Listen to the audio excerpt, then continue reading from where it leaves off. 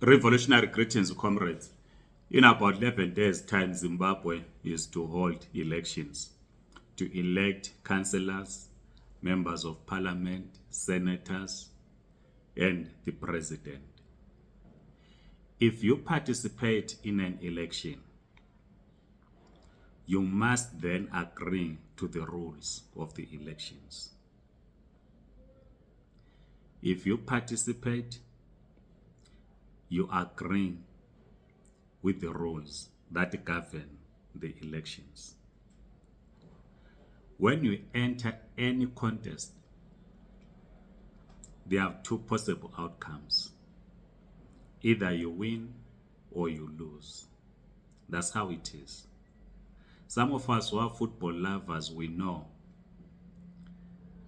that your team might win or lose. Even though in the build-up to the match, you always say that your team is going to win because this is what you want. But this is different when it comes to an election. Elections across Africa has been the cause of civil wars, murder, political torture. We've seen people dying as a result of a disputed election outcome. So when you decide to participate in an election, you should accept its outcome. Either you win, you celebrate, you lose, you go back to the drawing board. But it is not correct for any political leader to say they are going to an election on condition that they will be pronounced as the winners. Then there's no need for an election. So what then is the purpose of an election if you only accept a result that is in your favor? We've spoken about the elections in Zimbabwe, or preparations for the elections in Zimbabwe, that they do not meet the minimum standard set out by SADC to hold a democratic, free, and a fair election. We've had a long discussion on this issue, not only in reference to the 23 elections, but the previous elections as well. This is why, for a long time, Zimbabwe was on the agenda of SADC. We have never had free and fair elections since 1980. Dr. Joshua Nkomo, in his book, he details how the then Governor Lord Soames turned a blind eye to violence that was perpetrated by ZANU in 1980 in the build-up to the elections.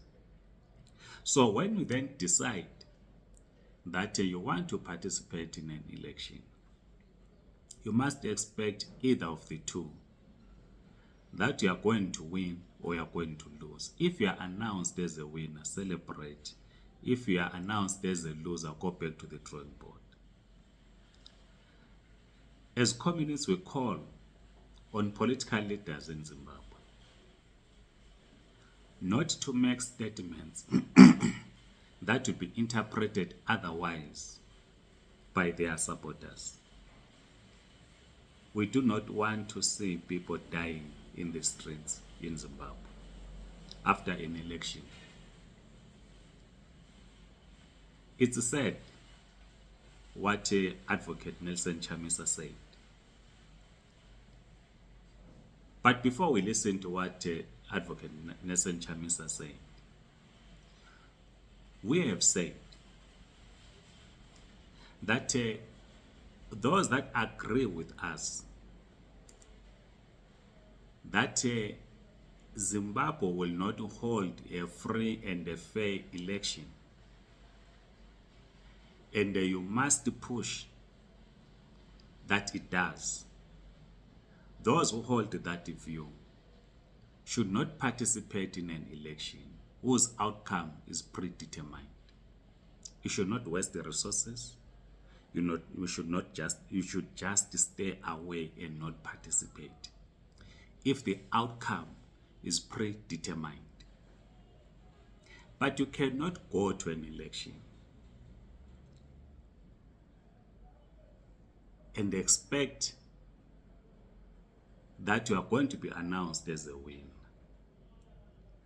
under these very harsh electoral conditions. Then when you are not announced as a winner, then you threaten to fight and will not accept fake results, as Advocate Nelson Chamisa says. This is very dangerous.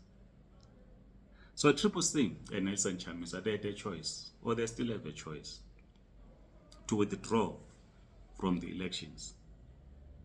Even though according to the Zimbabwe Electoral Commission, it would be late for them to do so, but they should have withdrawn from an election and not participate, and they pushed for electoral reforms. But then to say you will only accept a result that proclaims you as a winner is dangerous and is not accepted. And this will be misinterpreted. We don't know what he meant, Chamisa, when he says we are going to fight, but this will be misinterpreted by young people. And we have seen what happens in the past, what happened in the past. Let's listen to what Advocate Nelson Chamisa says. I have told you that we can't lose. We will not accept any fake things. There is fiction of loss. We will not accept anything. Victory is ours. We will win this election. Anything that is announced outside our victory is a lie, is fiction. What will you do if that lie comes? We will not allow lies to prevail. Lies have always been fought throughout history, and we will fight this one.